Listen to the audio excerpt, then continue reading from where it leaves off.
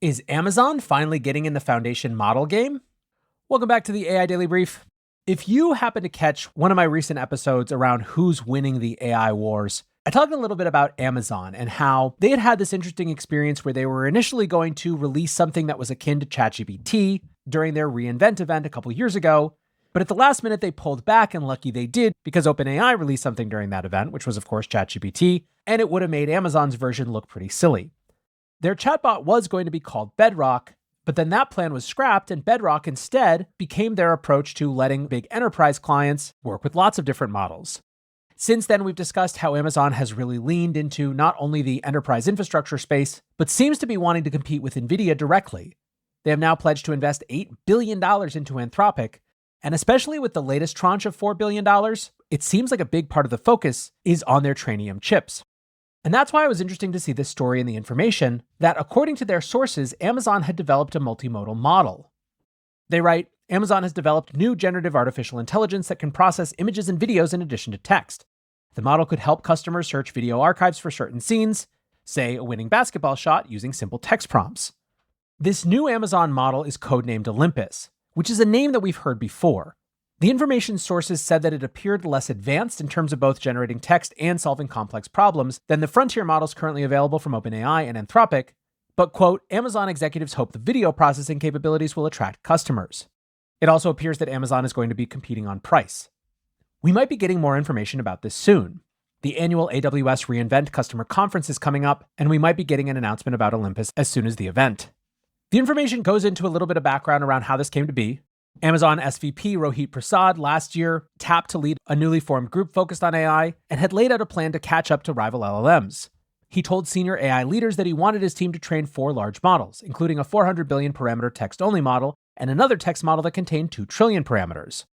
And it really appears that the great hope here is the video capabilities.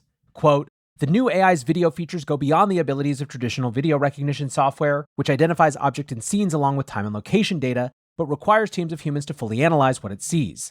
This video understanding can determine precisely when a basketball left a player's hand and what its trajectory was.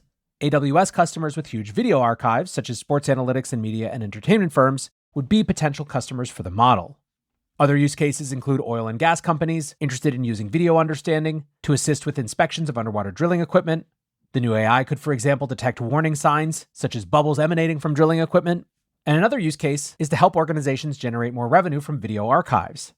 So all of that's pretty interesting, and I'm going to be excited to see if this actually comes to bear.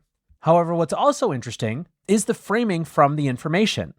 Quote, in developing the new model, Amazon is showing that it still hopes its internally developed AI can gain traction among its cloud customers, making it less dependent on AI from Anthropic.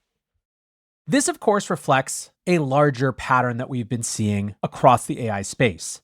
The incredibly high costs of training large models led to a situation where big tech and upstarts like OpenAI and Anthropic formed much deeper relationships than they might have in the past.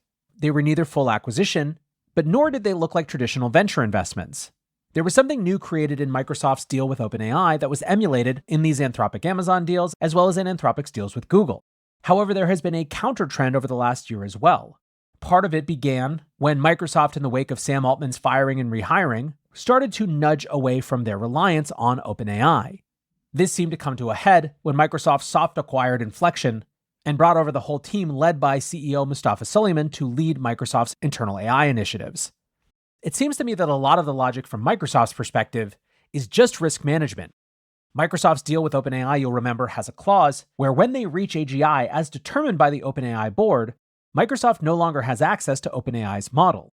That is a lot of power to cede to an external partner. And so, of course, Microsoft was inevitably going to have to build some internal capacity so as not to risk being caught flat-footed.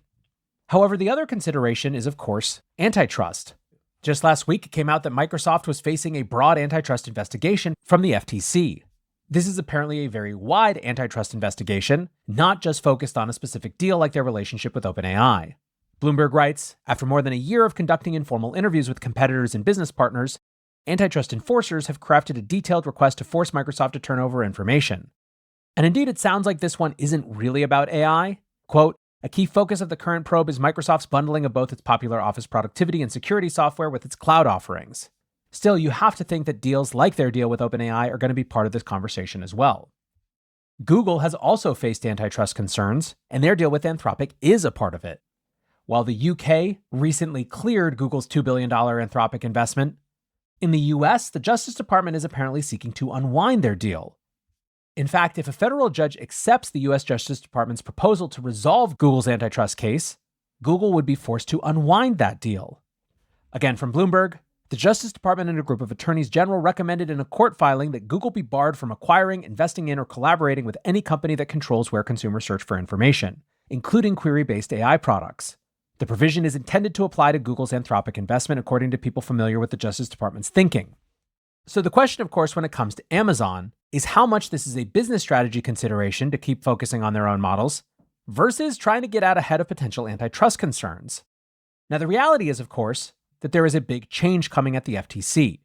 Effectively, every law firm in the world has recently written an op-ed around how a second Trump presidency will affect M&A activity, and Bloomberg called the Microsoft information demand one of FTC head Lina Khan's parting shots, quote unquote, as she steps down after helming, quote, one of the most aggressive pushes against consolidated corporate power the agency has delivered in decades. It is an interesting transitional time. It's clear that big tech is working hard to figure out what the Trump era is going to look like for them. Last week, for example, Mark Zuckerberg met with President-elect Trump down in Mar-a-Lago. And there's also, of course, the Elon factor. But all in all, it leads to a very interesting setup heading into this reInvent conference week. This morning, the Wall Street Journal posted that AWS Chief Executive Matt Garman promised, quote, needle-moving AI updates. We will, of course, be back later this week to tell you just how needle-moving those updates actually are. For now, though, that is going to do it for today's AI Daily Brief. Until next time, peace